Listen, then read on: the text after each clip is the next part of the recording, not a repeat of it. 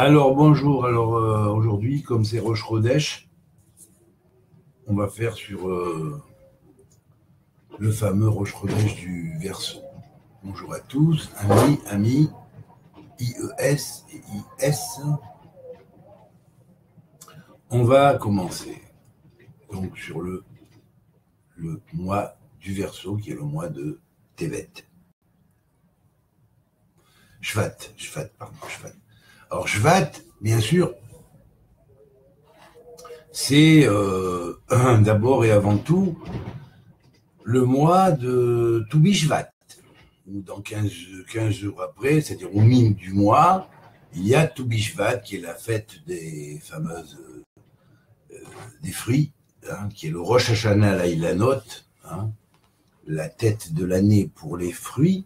Donc on partirait astrologiquement du Chodesh Shvat à l'ascendant, puisqu'il est la tête de l'année symbolique de cette année-là, pour faire le bilan sur en astrologie mondiale sur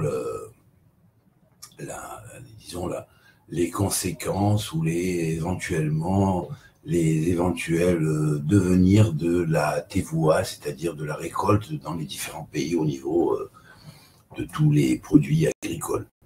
Alors bien sûr,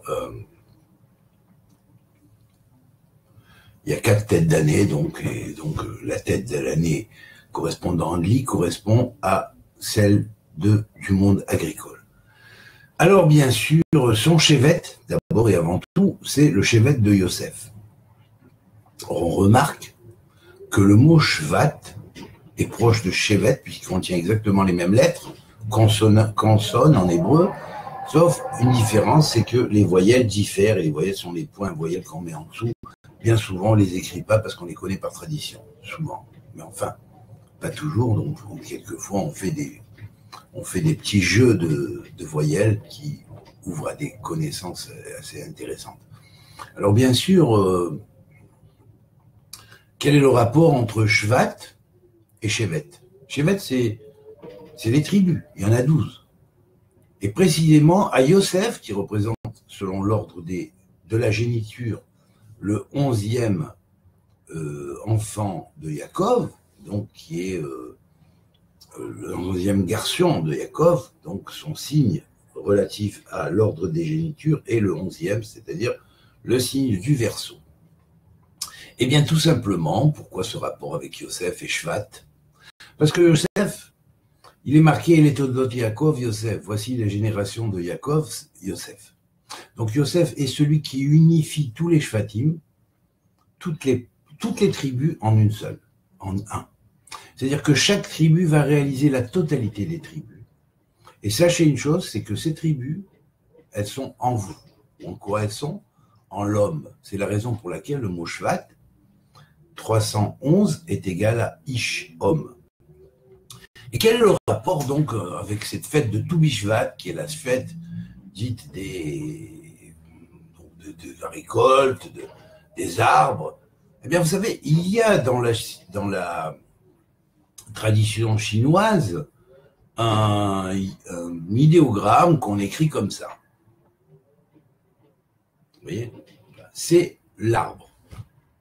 Et puis, pour dire l'homme, on fait comme ça, le même idéogramme, avec juste un trait en haut, pour dire que certes, la cime de l'arbre montre bien haut, mais la tête de l'homme, qui est un arbre en lui, contenant les 10 000 dieux, enfin les 10 000 forces, se trouve avec la tête dans le ciel. Alors là, bien sûr, on va voir combien le symbolisme va se rapprocher de la Torah dans la tradition chinoise, c'est extraordinaire. Parce que quand vous écrivez Ish, eh bien vous avez un Aleph, un Yud et un Shin. Alors prenons la réduction par 9. Aleph, Yud, Shin. Alors Aleph, Yud, Shin égale à 5. C'est-à-dire, quand on prend les valeurs réduites, c'est-à-dire au lieu de le Aleph est 1, il reste 1, le Yud est 10, il devient 1, et le Shin, 300, va devenir un 3, ça va faire 5. Et bien ça fait le schéma que vous connaissez tous d'ailleurs dans le fameux cycle dans les fameux dessins de Leonardo da Vinci, c'est l'homme. L'homme en forme d'étoile à 5 branches. Et là, le rapport entre l'homme et l'arbre, et les 5 sens, et les fameux 5, comment dirais-je, les 5 éléments de la tradition chinoise, bien, vont se ressembler en une seule. C'est que l'homme est un arbre, certes, mais de quel arbre parle-t-on? De l'arbre du Malchut, de l'arbre de Yosef, de l'arbre auquel on juge par rapport à ses fruits, aux fruits qu'il donne. Et là, donc, on va avoir le rapport avec Yosef, qui va symboliser l'arbre, qui va symboliser le fruit, l'arbre qui donne ses fruits, qui est bien planté, comme David le dit d'ailleurs dans le psaume 1, Ashrei Ha'ish, l'homme, et 5, Ish, 311, 3 plus 1 plus 1 égale 5 aussi. Oui. Dans le Malchut, il faut que l'homme soit un Ashrei Ha'ish, d'abord que le Yesod tient bien. Parce que le Malchut, que David prône dès le premier psaume, sans le Yesod, il ne marche pas. Alors faites le calcul et puis vous aurez des surprises. Voilà, bon. Dans le fameux Ha'ish, Asher lo halach be'etzat reshaim, qui ne va pas dans les chemins des méchants, comme dit le psaume 1. Alors bien sûr, le rapport entre l'homme et l'arbre donc se vérifie, puisque l'arbre ici, c'est pas n'importe quel arbre, c'est l'arbre des sphirotes. Il est 1, mais étant donné qu'il y a effectivement 4 mondes, eh bien, on va multiplier par 4 et on va arriver à 10 000. À puissance 4 et on va arriver à 10 000. Donc, un arbre complet, c'est un arbre avec 10 000 puissances. Il y a certes 10 puissances à la base, qui sont les 10 puissances de l'arbre cosmique, qui est dans l'homme, la raison pour laquelle l'homme est comme un arbre des champs, d'où la symbolique hébraïque tenue autant dans le Midrash que dans le Talmud, que dans la Kabbale. Alors là, n'en parlons pas, bien évidemment. Et bien sûr, ça va donner 10 000 forces.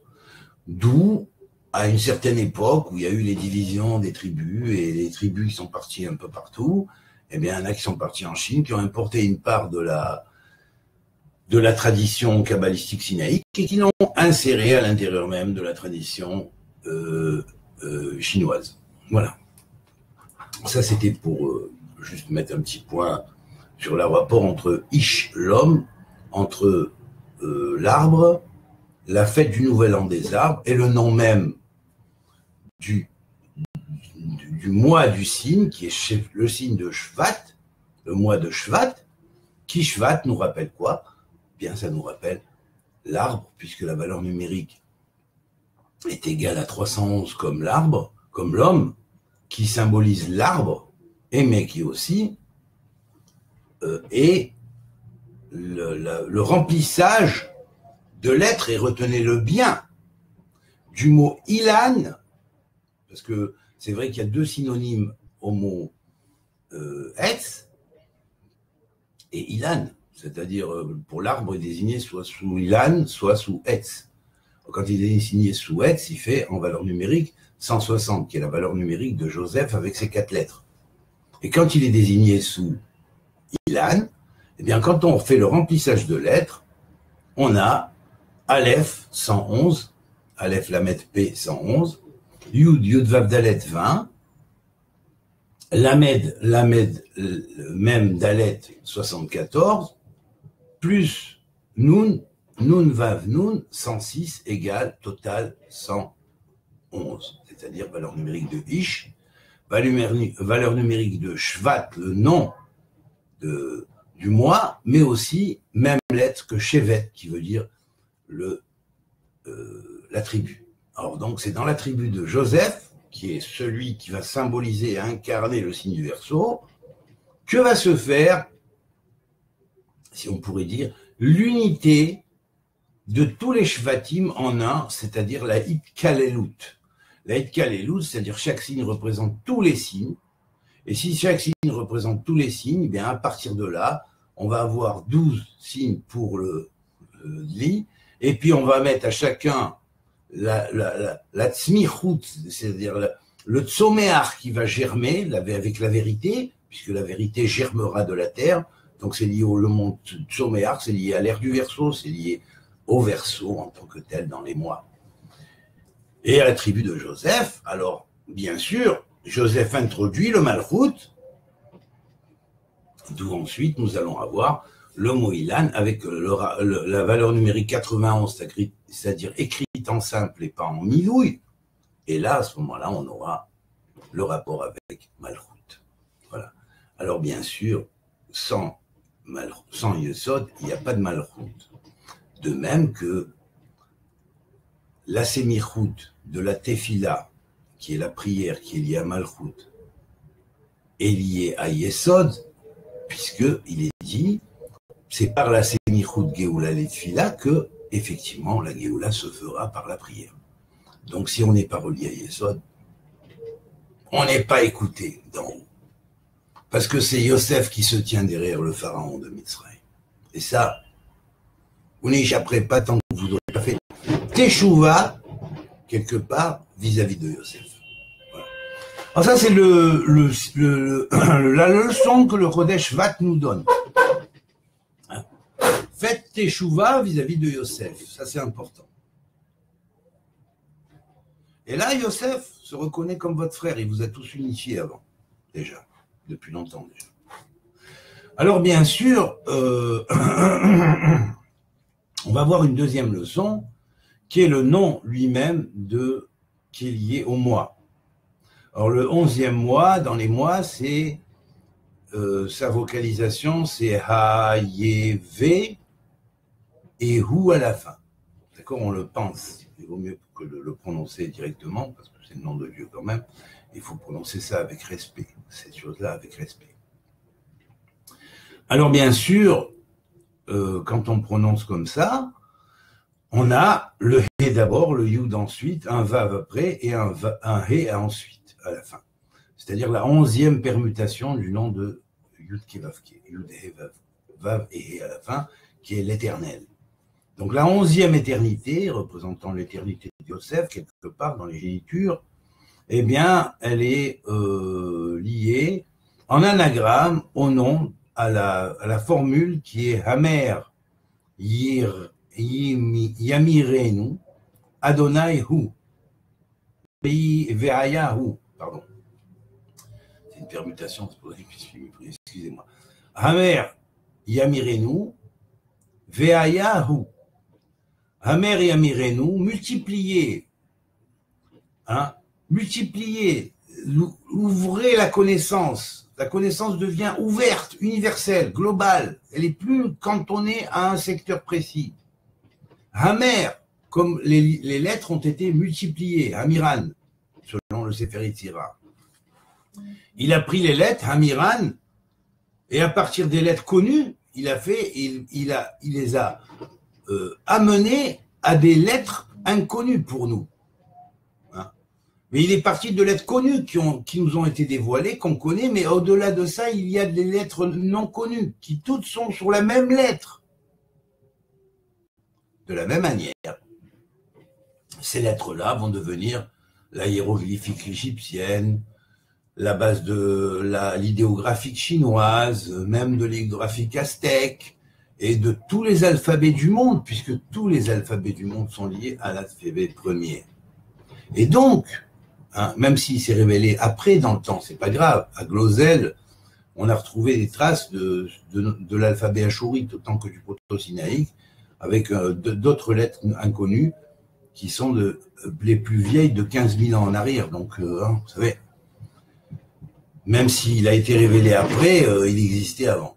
Voilà, ça, c'est clair. Alors maintenant, Hamir Yamiren, que multiplie les choses, hein, rentre dans le multiple et unifie le multiple. Comme lui-même, il a unifié toute la création, même en utilisant la multiplication. Vehu, ve'ayahu, et ce sera lui. Tu verras que derrière cela, il y a lui. Il y a lui aussi, lui. Et Hu en valeur numérique, c'est 12.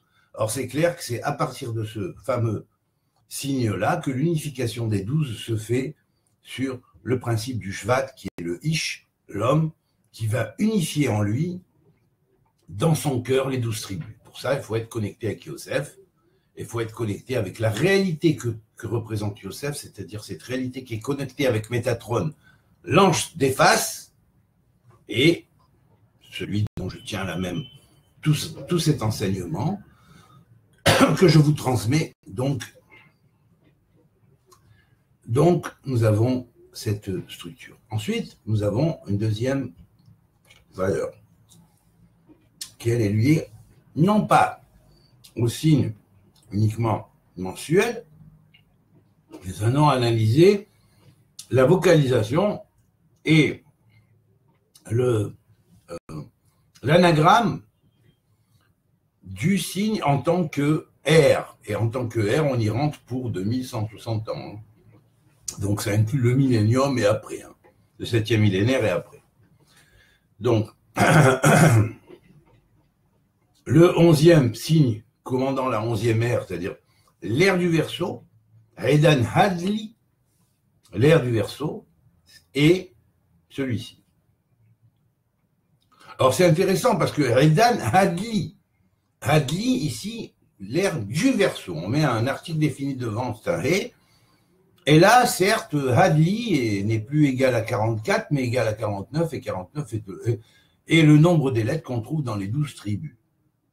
Donc quand on dit Shema Israël, Adonai, Eloheinu, Adonai, Ehad, il faut bien penser à Yosef, qui à la fin de son ère, si vous n'avez pas fait l'unité entre vous, Nietzsche, Forstein. Et l'unité, ça veut dire ne pas rejeter à l'extérieur ce qui n'est pas rejetable non plus. Ne pas vendre son frère Yosef. Voilà. Et à l'angle vaste, je parle, puisque Yosef était une préfiguration de cette chose-là. Alors bien sûr, ensuite, nous avons, donc dans cet anagramme, la prononciation qui est différente, qui est Haïve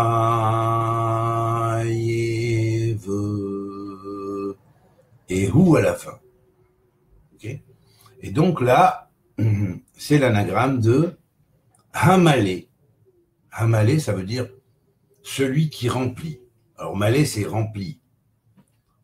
Faut être Malé, vraiment du Malé. Le Malé dont on parle ici, c'est pas n'importe quel Malé. Bien sûr, c'est Malé rempli. Rempli de quoi? Ah ben rempli de quoi? Rempli du Shem Meforash, puisque Malé avec le Kolal est égal à 72. Donc ça veut dire avec le Shem Meforash. La preuve, nous l'avons avec Yosef,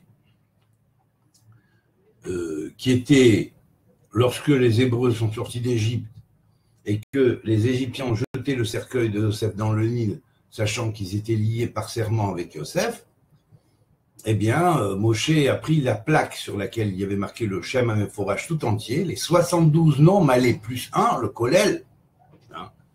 Et là, il a jeté ça dans le Nil et il a prononcé « Allez, Shor, remonte, taureau », parce que Yosef était appelé aussi le taureau. Donc là, le Shor est remonté avec son cercueil, c'est-à-dire Yosef, et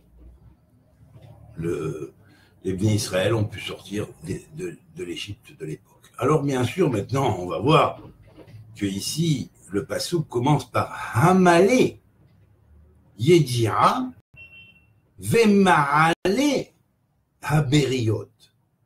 Hamalé, Yedira, celui qui est rempli, Malé, de la Yedia, la valeur numérique ici.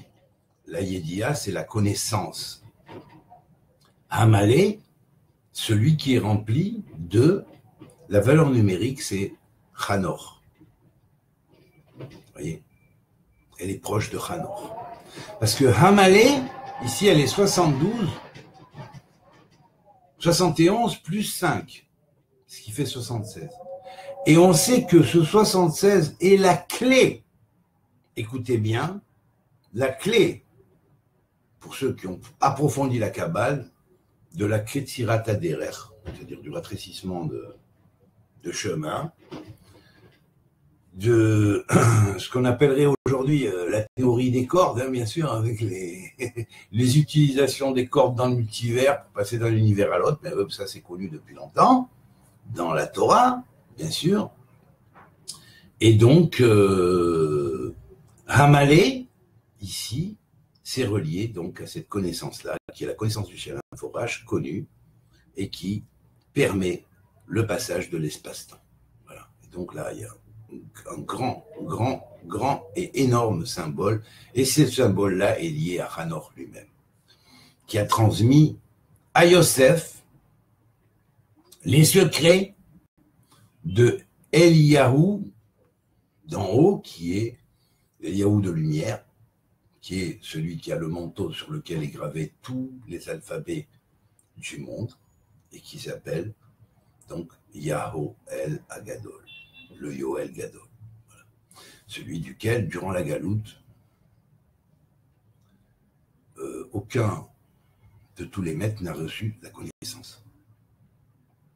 Seulement, la connaissance est passée par le Eliyahu, qui est lié au Sandalphon, c'est-à-dire à Sandalphon, c'est-à-dire à l'ange frère de Métatron, qui était Hanor, donc, et donc il s'appelle le petit Yoel. C'est lui qui se dévoile en tant que prophète Élie sous une forme ou une autre. Voilà. Et qui dévoile ce qui est à dévoiler à Rav Untel ou à Rav Untel durant toute l'histoire de la galoute. Mais la différence avec le Mashiach, dont cela introduit le règne, puisque c'est lié à l'Atzmichut, hein, Emet Me'aret Sitzmach, Emet de la vérité germera, la vérité germera de la terre, eh bien, c'est lié à Yoel Agadol et à Métatron, puisque c'est un de ses noms. Voilà. Vous comprenez pourquoi. Voilà. Alors maintenant, on va revoir en plus en profondeur donc ce verset. Hamalé Yedira, celui qui est rempli de la connaissance, hein, Vema'ale Abériot, et qui fait remonter les bériotes. Qui fait remonter les bériotes, ça veut dire que bon, c'est vrai que on n'en reste pas toute sa vie au même commentaire. Hein. Ça, c'est clair et net. Hein. D'ailleurs, l'ange commandant le moi va en témoigner d'ailleurs par son nom. Hein. Vous savez, tout se tient dans la Torah. Alors, vous savez, il y a même les temps où les limites des choses se font. Il y a même des temps où c'est décrété d'en haut et on dit, bon ben voilà, maintenant, ça suffit, hein, ça a assez duré. Voilà.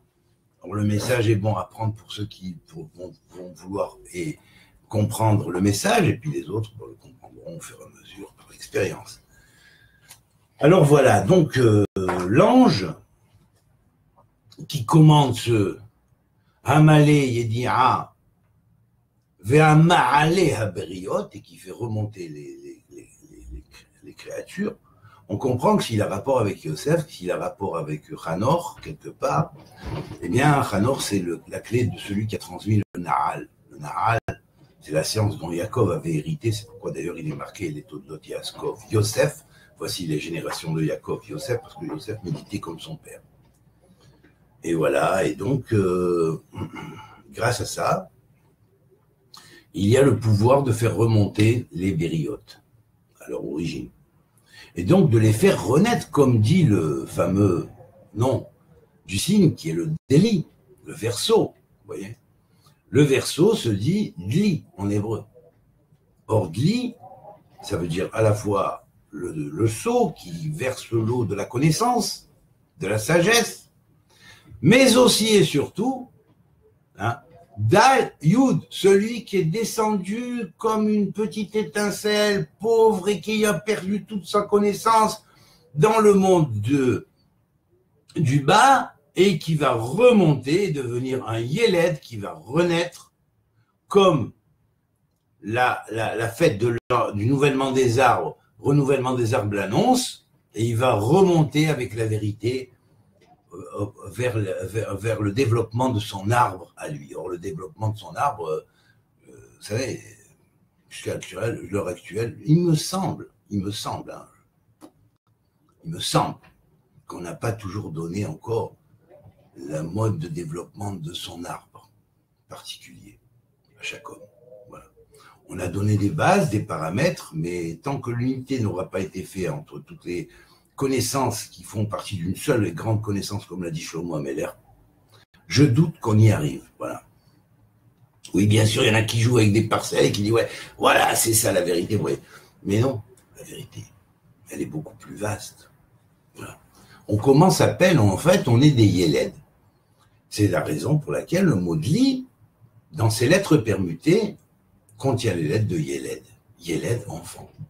Et alors là, enfant, ça veut dire que tu es un homme. Certes, tu es un Ish, de par le fait que tu es à ton arbre et ton chevet, c'est un Ilan complet, c'est un Ilan écrit en milouille complet. Hein. Il est rempli de 10 000 forces, mais tant que tu restes un enfant, il progresse. Mais si tu t'estimes être un homme, et puis que tu as tué l'enfant qui est en toi, c'est-à-dire si tu as tué l'enfant, tu ne veux plus apprendre, c'est fini. Parce que l'enfant, il apprend, il pose des questions. Toute la psychologie de l'enfant, c'est de demander, de savoir, de s'inquiéter du monde, de s'intéresser au monde. Ben sinon, ben là, la voie est bouclée quelque part. Voilà. Alors, c'est la raison pour laquelle le mot Dli, ou Yéled, enfant, qui va exprimer ici les eaux qui vont faire tomber du verseau céleste et faire accroître les louses et les développer jusqu'à un point où ils vont recevoir la rosée de la résurrection et qui vont résurrectionner avec les corps glorieux, eh bien évidemment, ici, on a la relation directe qu'on la voit établir d'après la symbolique ici, puisque Dli, ou Yéled, est égal à 44, et 44, c'est la valeur numérique de Luz plus 1. C'est-à-dire Luz avec son collèle, c'est-à-dire avec son total d'unité, c'est-à-dire l'os de la résurrection. Et là, quand il y a l'os de la résurrection, ben, il va germer comme une plante. Et c'est ça que le nouvel an des arbres. C'est pour ça que ça s'appelait la tête de l'année des arbres. Voilà. Et là, l'arbre va se développer jusqu'à être comme un arbre planté auprès des cours d'eau dont les feuilles ne se flétrissent plus, comme dit le psaume 1.